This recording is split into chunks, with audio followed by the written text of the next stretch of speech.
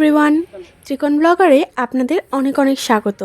হ্যাঁ, জানি এবার ভিডিও আসতে অনেকটাই দেরি হয়েছে। আসলে কয়েকদিন একটু বেশি ব্যস্ত হয়ে পড়েছি, যার জন্য ভিডিও এডিটিং করতে অনেকটা দেরি হয়ে গেল। আজকের ভিডিওটা বেশ কিছুদিন আগের করা। বিকালবেলা বেরিয়েছি আমরা খলিশানি কালীবাড়িতে বুড়িমার কাছে পুজো দেওয়ার জন্য। জানি বুড়িমা নামটা সবার কাছেই ভীষণ পরিচিত এক নাম। আমাদের বাড়ি থেকে কালীবাড়ির দূরত্ব 5 থেকে 6 কিলোমিটার মতো হবে। আমরা 5 জন মিলেই যাচ্ছি আজ। শুনেছি বুড়িমার মহত্বের অনেক সত্যি গল্প। এখানকার বুড়িমা যে কতটা জাগ্রত তার লোকমুখে প্রচলিত আছে। আমরা বাড়ি থেকেই ঠিক করে বেরিয়েছি মায়ের কাছে পুজো দিয়ে মায়ের সন্ধ্যা আরতি দেখব। এই যে আমরা এসে পড়েছি খলিশানি কালীতলার সেই বিখ্যাত বুড়িমার মন্দিরে।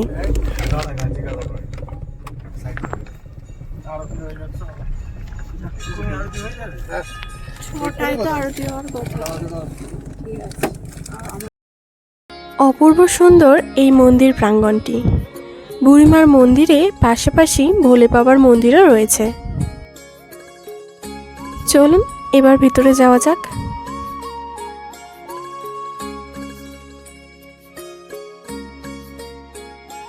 ইনি হলেন আমাদের সবার বুড়িমা।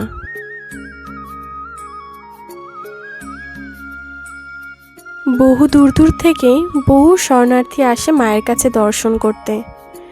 মায়ের মন ভোলানো মুখ দেখে সত্যি মনটা ভরে যায়। মায়ের এই মূর্তি দেখতে পাথরের মনে হলেও এটি কিন্তু আসলে সম্পূর্ণ মাটি দিয়ে তৈরি। এই মায়ের মন্দিরকে ঘিরে অনেক কাহিনী আছে, যা এই ভিডিওর মধ্যেই আমরা তুলে ধরার চেষ্টা করেছি। প্রতি 12 বছর ছাড়া মায়ের মূর্তি পরিবর্তনের রীতি রয়েছে। গত 2023 সালেই 12 বছর পূর্ণ হয়ে এই নতুন মূর্তিটি প্রতিষ্ঠিত হয়েছে।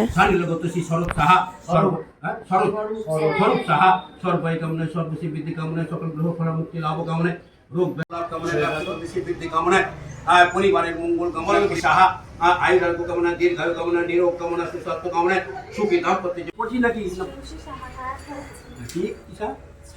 শ্রেয়সী সাহা আয়ুরারোগ্য কামনা দীর্ঘায়ু কামনা নিরোগ কামনা সুস্বাস্থ্য কামনায় বিদ্যায় সাফল্য লাভ কামনায় বিদ্যায় উন্নতি কামনায় বিদ্যায় বাধা বিঘ্ন নিবাসনী কামনায় সর্ব পরীক্ষায় জয়ী লাভ কামনায় বিদ্যান্তে শুভ বিবাহ কামনায় প্রজাপতি বন্ধনে মঙ্গল কামনা।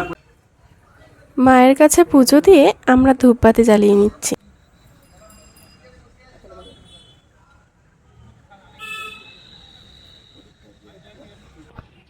এই হলো বুড়িমার স্নানের ঘাট। সত্যি বলতে এই পুকুরকে নিয়ে অনেক কাহিনী রয়েছে। এই পুকুরে মা স্নান করেন, আর কথিত রয়েছে এই পুকুরে স্নান করলে বিভিন্ন রোগ ব্যাধি থেকে মুক্তি পাওয়া যায়।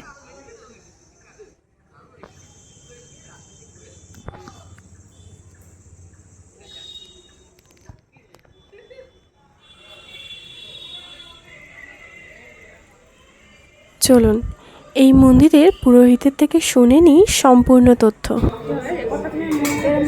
কালী কালী মহাকালী কালীকে পাপনাশিনী ধর্মার্থ মুখ্যতে দেবী নারায়ণী নমস্তে। নমস্কার। হ্যাঁ নমস্কার। আমাদের এই মন্দির বহুদিন আগে, প্রায় 350 বছর আগে প্রতিষ্ঠা পেয়েছিল। তখন যিনি ছিলেন, মানে আমার 4-5 পুরুষ আগে এইখানে মন্দির প্রতিষ্ঠা করে। এর আগে এই মন্দির ছিল প্রথমে আমতার হরিদাসপুরে, মা ওখানে অধিষ্ঠান করতেন। ওখান থেকে জগৎপুরে চলে আসেন, জগৎপুরে গাছতলায় চলে আসেন, সেখানে এখনও পুজো হয়।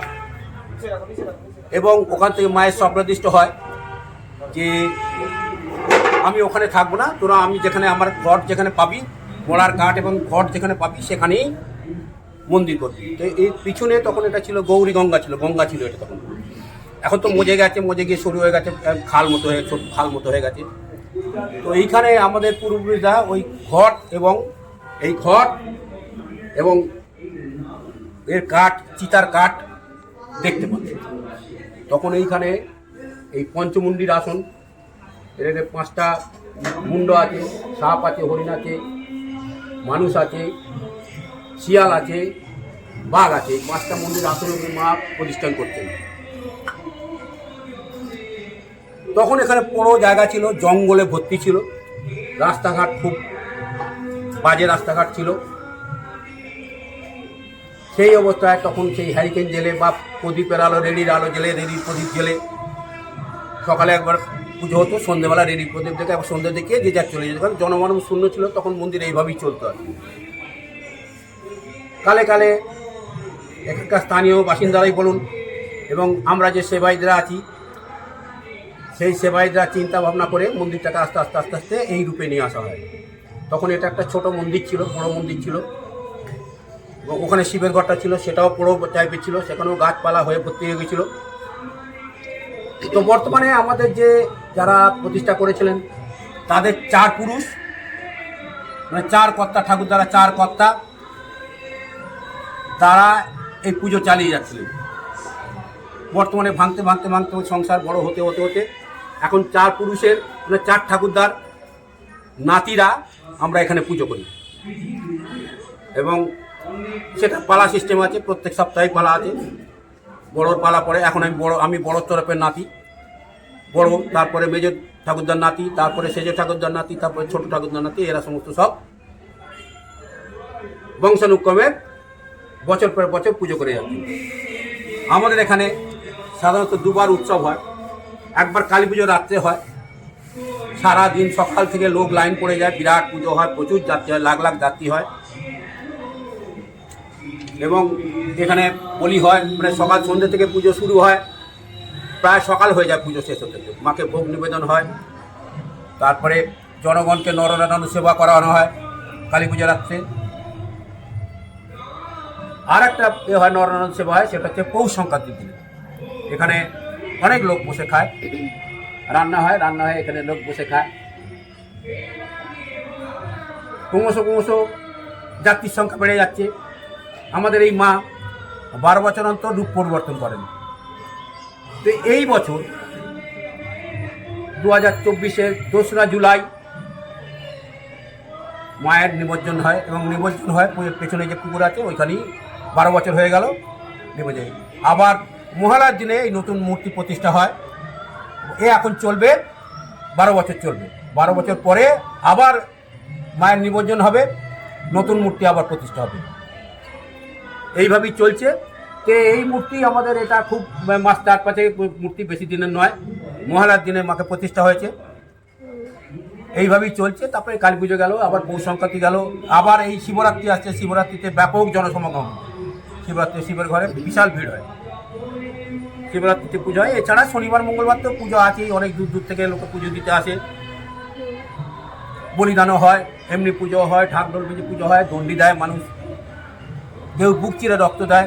এই যে গয়না এত দেখতে পাচ্ছেন, সব যাত্রীদের দেওয়া, তাদের সমস্ত মানত করা। আরও গয়না আছে, সেই গয়না সমস্ত সব লকারে রাখা আছে। এই গয়না সব যাত্রীরাই দিয়েছে। যাত্রীরা তাদের সব মানত থাকে যে মা আমার এই কাজটা হলে বা এইটা সফল হলে আমি একটা এই গয়না দেবো। অনেকে পাঠাবলি দেয়, অনেকে গয়না দেয়, এইসব নানা রকম ইয়ে করে। এইভাবেই চলছে। আমি আর কি বলবো, মা কালীকে স্মরণ করে আমার যা জিসটা যা বলার ছিল আমি বলে দিলাম। ঠিক আছে, আর মাকে স্মরণ করে আমি আমার বক্তব্য শেষ করছি। ঠিক আছে, ধন্যবাদ। আচ্ছা, এইটা হচ্ছে ভোগের ঘর মায়ের। এখানেই ভোগ রান্না হয় মায়ের জন্য, পাশেই মন্দির।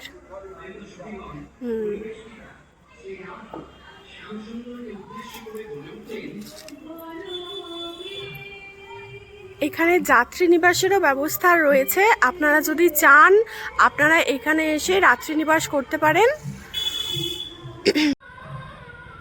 ভালো বলেছে, বলো। আমি তো ভাবছি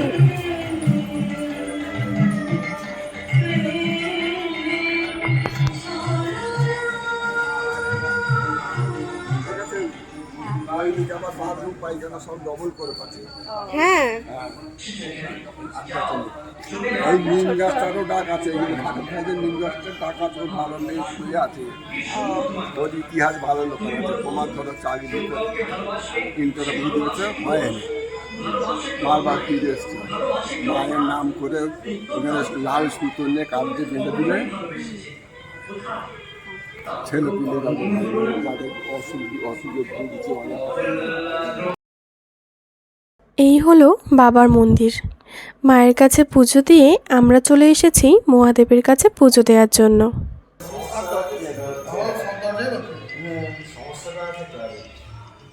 যেমন এই যে ঘড়ি, এই যে ঘড়ি যে আমরা টাঙাই, ঘড়ি সম্বন্ধে কতটা কারণ ঘড়ির যে মুখটা থাকবে সেটা ঠিক পজিটিভ দিকে থাকতে হবে।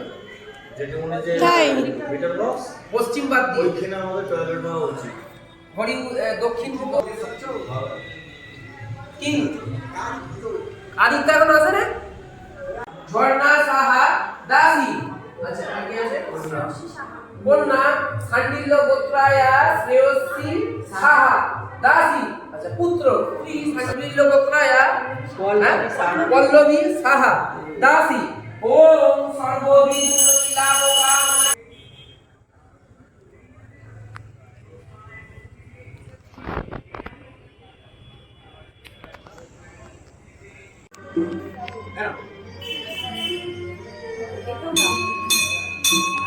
ঠিক আছে, একটাতেই হয়ে যাবে।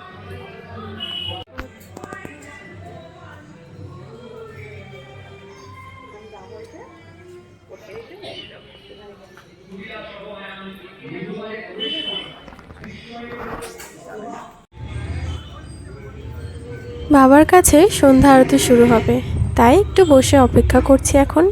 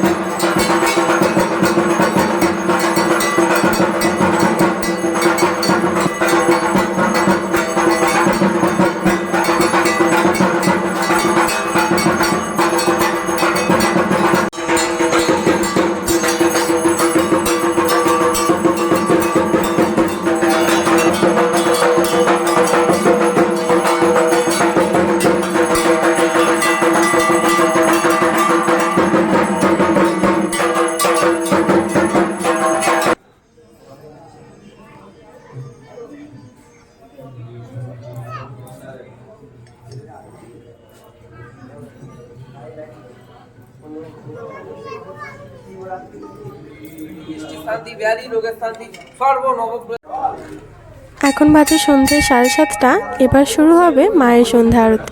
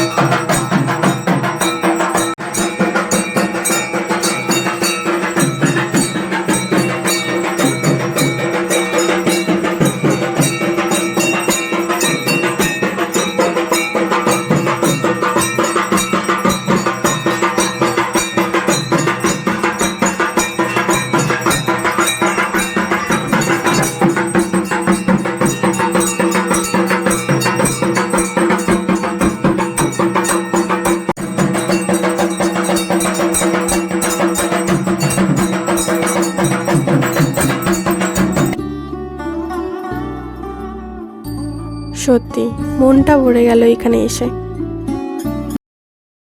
এখান থেকে এবার রওনা দিলাম ছোটমণির বাড়ি। যেহেতু খলিশানিতেই ছোটমণির বাড়ি, তাই আমাদের বলাই ছিল পুজো দিয়ে ওখানে যাওয়ার জন্য।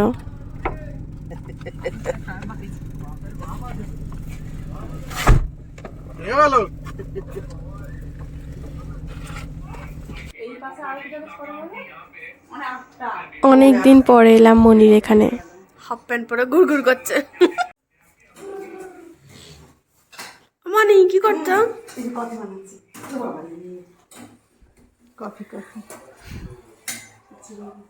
পিওর দুধের কফি, পিওর দুধের। বুঝলি বলবি সেই সাথে ক্রিমিনালদের প্রচুর অপমান করতো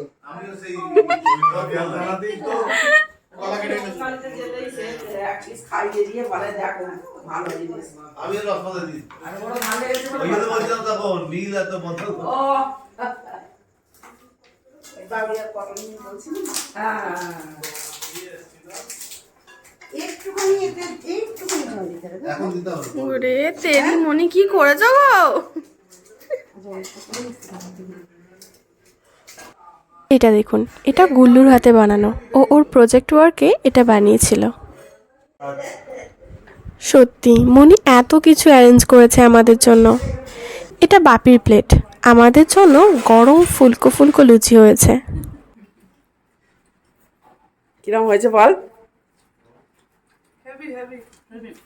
আমি এখন চানা পনির খাচ্ছি, লুচি দিয়ে খুব সুন্দর খেতে হয়েছে।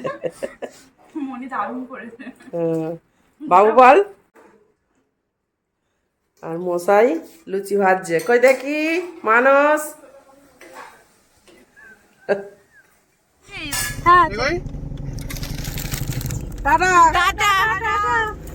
তো চলো আজকের ব্লগ এখানেই শেষ। দেখা হচ্ছে নতুন একটা ভিডিওতে। ততক্ষণে আপনারা আমাদের চ্যানেলটিকে সাবস্ক্রাইব করে রাখতে ভুলবেন না। Like, comment, share and subscribe to Trikon blogger.